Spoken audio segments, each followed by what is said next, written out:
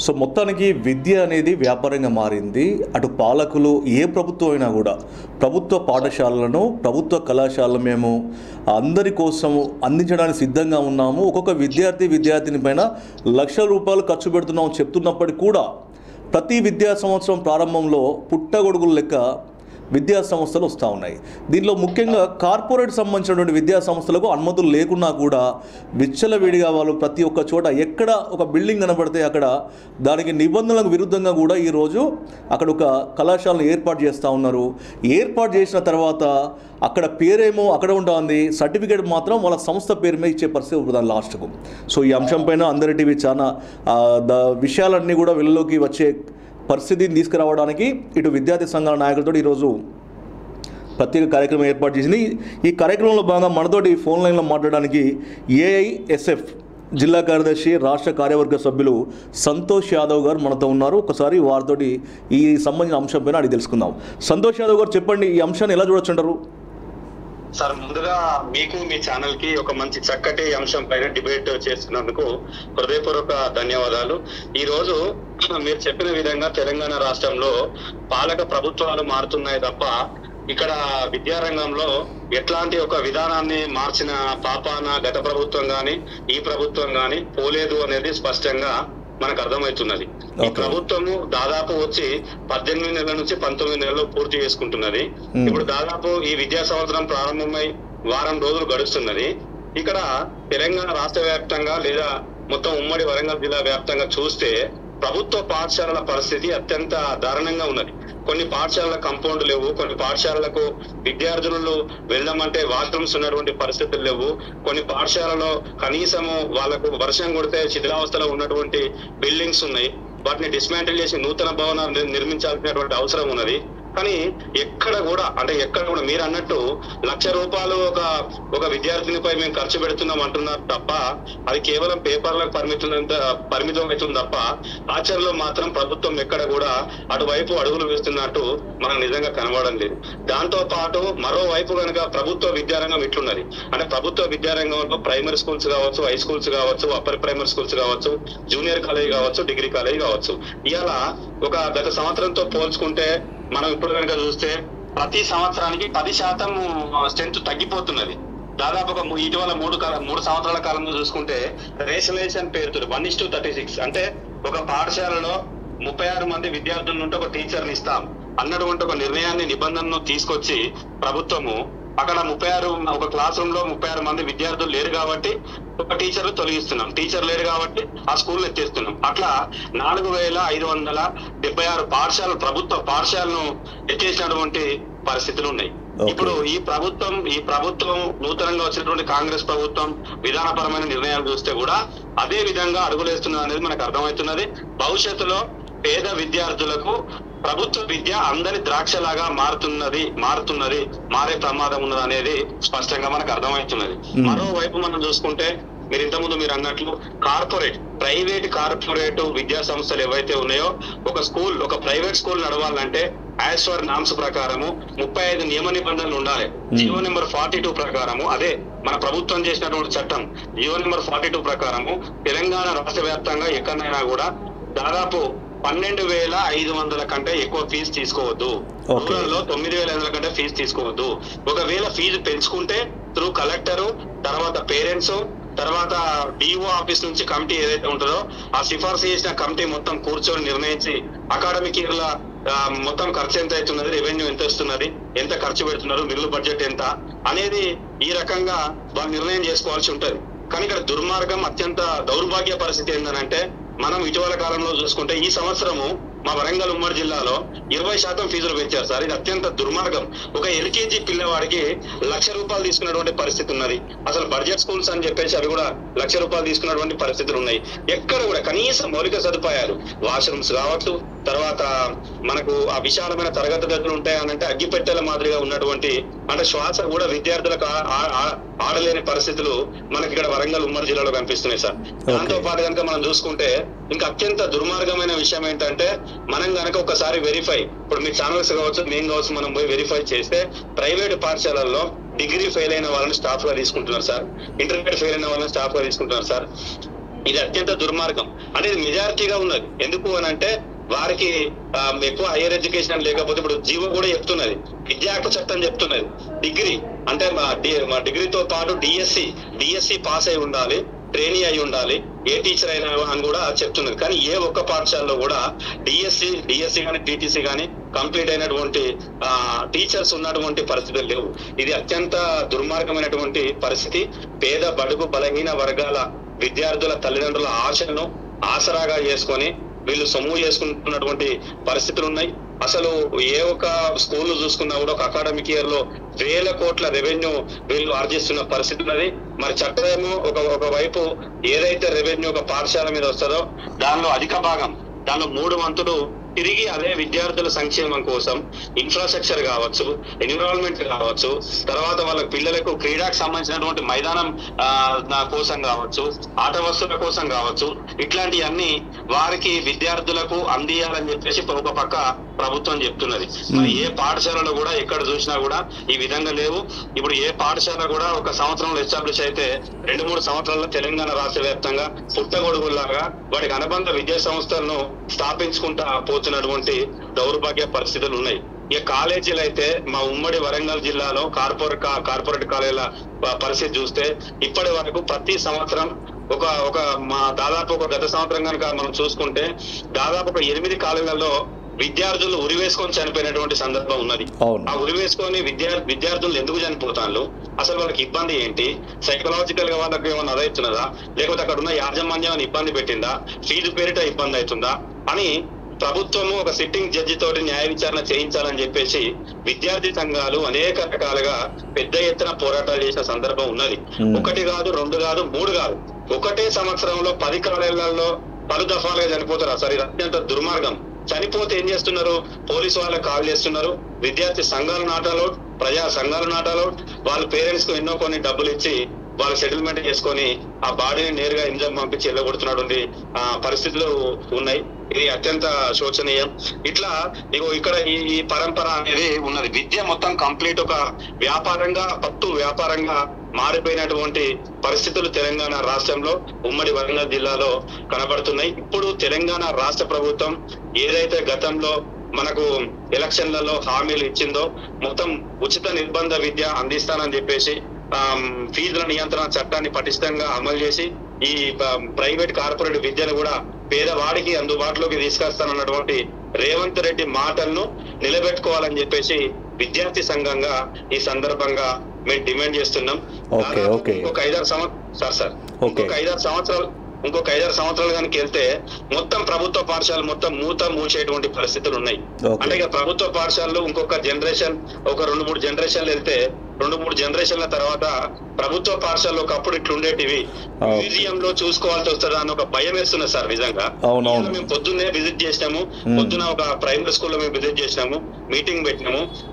మేము అక్కడికి వెళ్తే మొత్తం తెలంగాణ రాష్ట్ర వ్యాప్తంగా ప్రైమరీ స్కూల్స్ ఎక్కడికి వెళ్ళినా కూడా 20-25 మంది స్ట్రెంత్ ఉన్నారు.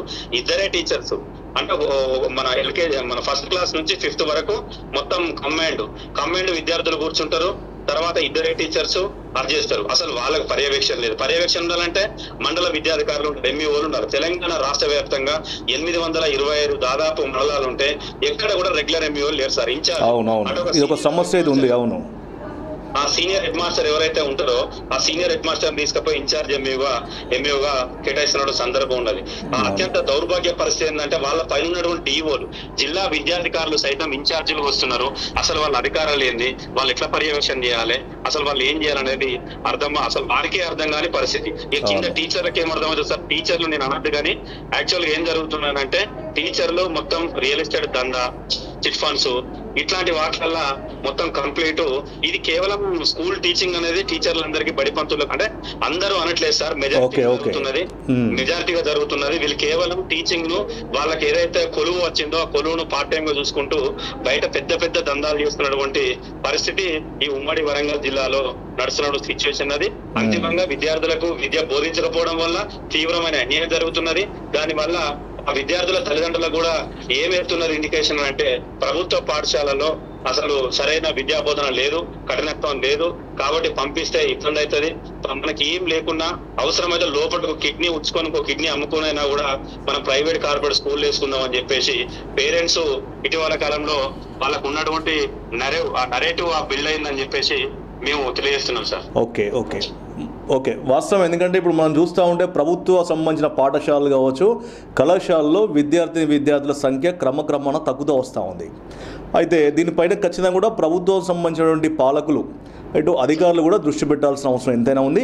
ఇక ముఖ్యంగా మన దృష్టికి వచ్చినటువంటి ప్రధాన సమస్యలలో ఈరోజు హనంకొండ జిల్లా కేంద్రంలో బ్రాంచ్ల పేరుతోటి అనేక ఒకటే విద్యా సంస్థ ఏదైతే పేరు ఉంటుందో అనేక అనుమతులు లేకుండా కూడా బ్రాంచ్ల పేరుతోటి కొనసాగుతూ ఉన్నాయి. దీనిలో ముఖ్యంగా ఎస్ఆర్ లాంటి కార్పొరేట్ సంస్థలు ఉన్నాయని చెప్పేసి ఒకటి మన దృష్టికి వచ్చింది. ఈ అంశాన్ని మనం ఎలా చూడొచ్చు అంటారు? ఇది అవును, 100%. ఇప్పుడు యాక్చువల్ గా ఏం జరుగుతుందంటే సార్, ఇప్పుడు వీళ్ళు ఒకటే బ్రాంచ్ పైన, ఇప్పుడు ఫర్ ఎగ్జాంపుల్ ఇంటర్మీడియట్ ఎడ్యుకేషన్ ఉంటే ఒకటే బ్రాంచ్ పైన వాళ్ళు పర్మిషన్ తెచ్చుకుంటారు, అది ఒకటే కోడ్ అనేది ఉంటుంది. దాంతో పాటు వాళ్ళు ఒక బ్రాంచ్ పెట్టుకోవడానికి అనుమతి ఉంటుంది. దాన్ని బేస్ చేసుకొని వీళ్ళు దాదాపు 5-6 ఇన్స్టిట్యూషన్స్ ఆల్టర్నేట్ గా వీళ్ళు ఎస్టాబ్లిష్ చేసుకుంటున్నటువంటి పరిస్థితులు ఉన్నాయి.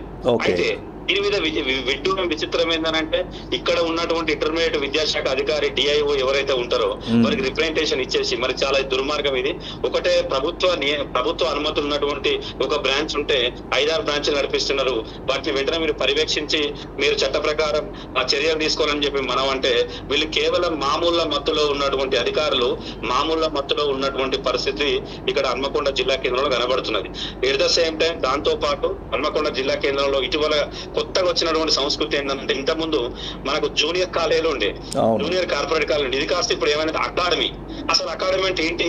అకాడమీ అంటే అసలు అకాడమీ అని అంటే దేన్నంటారు? అసలు అకాడమీ అనే దానికి అఫీషియల్ గా చట్టంలోనే ఒక బేస్ లేదు, దానికి అనుమతి లేదు, దానికి ఎట్లాంటి నడుపుకోవాలన్నా అదనేది లేదు, దానికి అసలు పర్మిషన్ కూడా రాదు, అకాడమీకి పర్మిషన్ రాదు. అఫీషియల్ గా వీళ్ళు ముద్దు పేర్లు పెట్టి అక్కడ ఉన్నటువంటి ఒక ఎన్విరాన్మెంట్ ను మార్చేసి కేవలం ఫీజులను ఎక్కువ వసూలు చేసుకోవాలనే కేవలం ఉద్దేశంతో ఇటీవల కాలంలో నూతన ఒక ఉరవడికి ఏం శ్రీకారం చుట్టిందంటే అకాడమీస్ అనే పేరుతో తీసుకొచ్చిండు. ఈ అకాడమీస్ దరిద్రం ఏంటంటే 1 లక్ష నుంచి దాదాపు 3 లక్షల వరకు ఒక ఇంటర్మీడియట్ ఒక విద్యా సంవత్సరం ఫస్ట్ ఇయర్ కావచ్చు లేదా సెకండ్ ఇయర్ కావచ్చు విత్ రెసిడెన్షియల్ తోటి దాదాపు 1,50,000 నుంచి ఒక పిల్లగారి దగ్గర నుంచి 1,50,000 నుంచి 3 లక్షల వరకు వసూలు చేస్తున్నారు సార్. అకాడమీ అనే దానికి అసలు ప్రభుత్వం పర్మిషన్ ఇవ్వడానికి ఒక ఆప్షనే లేదు, ఆప్షన్ లేదు. మనం కంప్లైంట్ చేస్తాం, ఆయన పోయి వెరిఫై చేస్తాడు, మళ్ళీ ఆయన ఎడిపోతాడు, అక్కడ ఏం జరుగుతుందో ఎవరికి అర్థం కానటువంటి పరిస్థితి ఉన్నది. సందట్లో సడేమియా లెక్క ప్రభుత్వ విద్యాధికారులు మామూలు మత్తులో అధ్యస్తున్నారు. వీళ్ళు యథేచ్ఛగా 3 పువ్వులు 6 కాయల్లో ఉన్న చందంగా వీళ్ళ వ్యాపార సామ్రాజ్యాన్ని వీళ్ళు కొనసాగించుకున్నటువంటి పరిస్థితులు ఉన్నాయి. అంటే అధికారులు కూడా మా దృష్టికి వచ్చినాయి, మేము సీజ్ చేస్తున్నాము అన్నట్టుగా మనకు సమాచారం ఉంది. అంటే నిన్న ఒక నారాయణ కార్పొరేట్ కళాశాలను సీజ్ చేసినాము, మొన్న ఒక ప్రైవేట్ పాఠశాలను కూడా సీజ్ చేసి ఉన్నారు. ఈ అంశాన్ని ఎలా చూడవచ్చు మనం?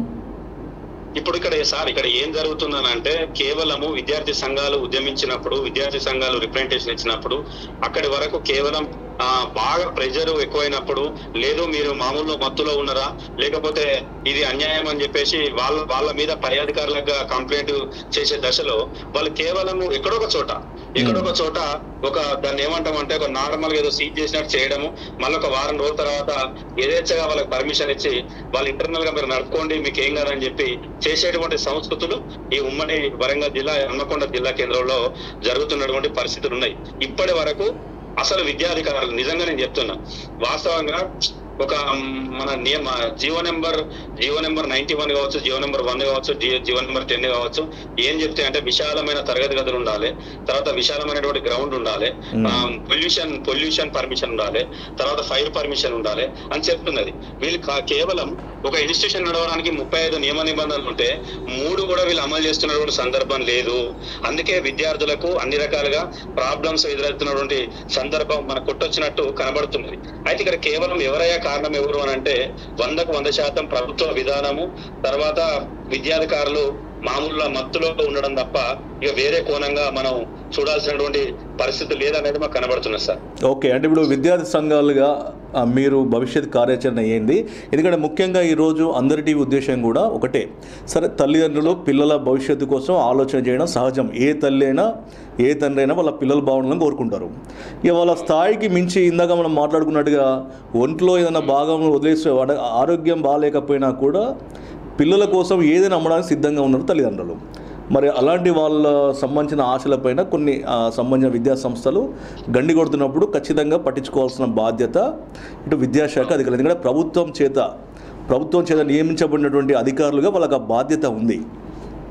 మరి ఆ బాధ్యత వాళ్ళు సక్రమంగా నెరవేర్చినప్పుడు విద్యార్థి సంఘాలుగా మీ భవిష్యత్ కార్యాచరణ ఏం చేయబోతా ఉంది? అవును సార్, యాక్చువల్గా ఈ విద్యా సంవత్సరం మేము ఏమనుకున్నామనంటే, ఇప్పుడు ఫస్ట్ మా ఎజెండా ఈ సంవత్సరం మేము అనుకున్నది మన విద్యా హక్కు చట్టాన్ని అమలు చేయాలి.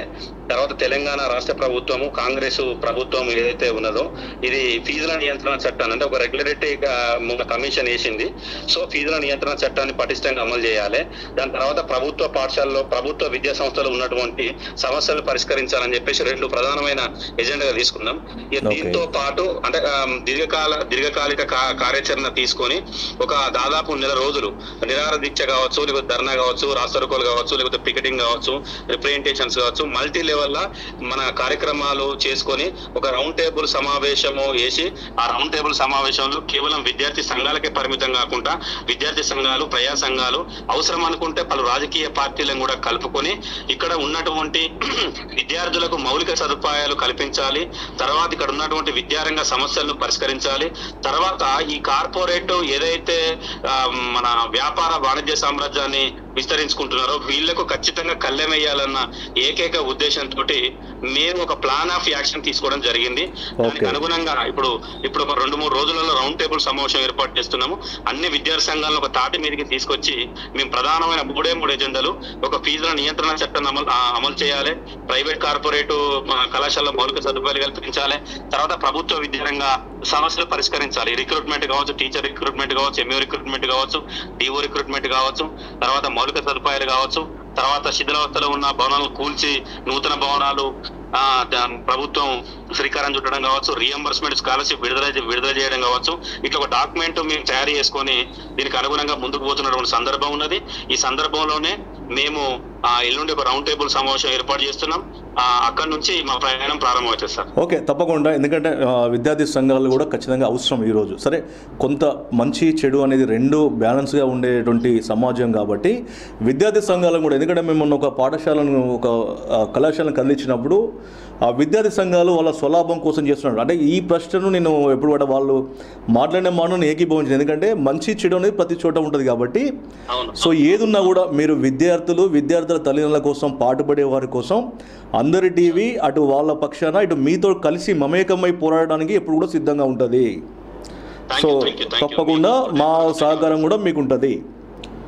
సో ఇది మనం చూడవచ్చు. మొత్తానికైతే ఇటు తెలంగాణ రాష్ట్రం కావచ్చు, ఇటు ఉమ్మడి వరంగల్ జిల్లా కావచ్చు, ప్రతి చోట కూడా విద్య నేర్పడం కంటే విద్యను అమ్ముకునే విధంగానే ఈరోజు కార్పొరేట్ సంస్థలు కావచ్చు ప్రతిది కూడా తయారైంది. కళ్ళబొల్లి మాటలతోటి తల్లిదండ్రుల మాయమాటలు చెప్పి వాళ్ళ విద్యార్థులను బలవంతంగా చేర్పించుకొని తర్వాత పోలేని పరిస్థితి తీసుకొచ్చి పెడతారు. అయితేనేమో ఆత్మహత్యలు, లేకపోతే వాడు చచ్చుకుంటూ అలానే ఉండే పరిస్థితి కనబడుతుందని చెప్పి అయితే సంతోష్ యాదవ్ తెలియజేస్తూ ఉన్నాడు. Thank you Santosh Yadav. మళ్ళీ అవసరం మిమ్మల్ని తీసుకుంటాం మేము. Thank you sir, thank you very much. Okay, ఇది మనం చూడవచ్చు. మొత్తానికైతే విద్య అనేది ఈరోజు అందరి ద్రాక్షగా ఉన్నప్పటికీ కూడా సామాన్యులు పూర్తి స్థాయిలో కూడా వాళ్ళకు ఉన్నది ఏమైనా అవసరమైతే ఇక మన తెలంగాణ భాషలో ఎప్పుడో కుదవబెట్టో లేకపోతే అమ్ముకోనో లేకపోతే తీసుకొచ్చి ఆ పిల్లల ఫీజులు కట్టాల్సి వస్తుంది. ఏ కళాశాలకు పోయి ఈరోజు ఇంటర్ తీసుకుంటే 1,00,000 పైనే ఉంది, 1,00,000 లోపు ఎక్కడ లేదు. మళ్ళీ అందమైన పేర్లు వాడికి 3-4 విభాగాలు ఉంటాయి. ఒకటి ఏసీ క్యాంపస్ అంటాడు, ఇంకేదేమో ధృవ అంటాడు, ఇంకేదో అంటాడు. ఇవన్నీ కూడా ఎక్కడి నుంచి వస్తున్నాయి? పాఠశాల నుంచే ప్రారంభమవుతున్నాయి. పాఠశాలకు వీళ్ళకు సంబంధించి ఏర్పాటు చేసుకున్న దళారులు ఎవరైతే ఉన్నారో ఆ పాఠశాల పోతూ ఉన్నారు. వాళ్ళు చెప్పుకొని వాళ్ళతోటి విద్యార్థుల సమాచారం తీసుకొని అటు తల్లిదండ్రుల దగ్గరికి వాడు ఒక్కడి కోసం కూడా గ్రామానికి పోతూ ఉన్నారు. ఎందుకంటే కమిషన్లకు కక్కుర్తి పడుతూ ఉన్నారు. కానీ ఒకటి ఆలోచించాలి, దళారులకు కూడా మేము చెప్పేది ఒకటే, మీ పిల్లలకు కూడా మీరు మరి ఇంకోళ్ళు వచ్చి చెప్పినప్పుడు రేపు అన్యాయం అయిపోతూ ఉంటే ఆ ఉసురు ఖచ్చితంగా మీకు తగులుతుంది, గుర్తుపెట్టుకోవాలి. ఎందుకంటే గత మనం సంవత్సరం చూస్తే అనేక మంది విద్యార్థులు ఆత్మహత్యలు చేసుకున్నారు. సరే రకరకాల కారణాలప్పటికీ కూడా కొంతమంది బలవంతంగా ఆ ఇన్స్టిట్యూషన్లో ఉండలేక తమ తల్లిదండ్రులు కట్టిన డబ్బులు వాళ్ళు ఇయ్యరని తెలిసి మానసిక క్షోభపడ్డ విద్యార్థులు కూడా ఉన్నారు. ఆ తల్లిదండ్రులు ప్రత్యక్షంగా నేనే మాట్లాడినా. సో ఈ సంవత్సరం కూడా మేము చెప్పేది ఒకటే, తల్లిదండ్రులకు మీరు పైన పటారాన్ని చూసి మాత్రం అస్సలే మోసపోకండి. మిమ్మల్ని తీసుకుపోయి అక్కడ చేర్పిస్తారంటే ఖచ్చితంగా వాళ్ళ స్వలాభం కోసమే, ఇది గమనించండి. ఎందుకంటే ఏ విద్యా సంస్థ అయినా ఎప్పటి నుంచి ఉంది, అది విద్యను అమ్ముకుంటుందా, విద్యను నేర్పుతుందా, లేకపోతే ఎంతమంది ప్రయోజకులను తయారు చేసిందని గమనించాల్సిన బాధ్యత ఖచ్చితంగా తల్లిదండ్రులపైన ఉన్నది.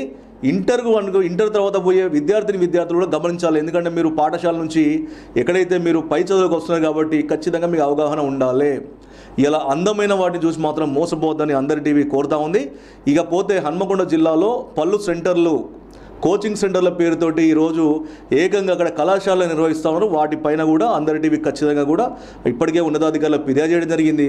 ఇటు విద్యార్థి సంఘాలు కావచ్చు, ప్రజా సంఘాలు కావచ్చు, తల్లిదండ్రులతోటి అటు విద్యార్థులు కలిసి ముందుకు పోతూ ఉంది.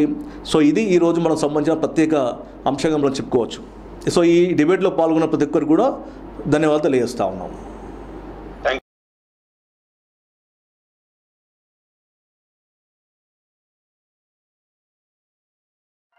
Thank you.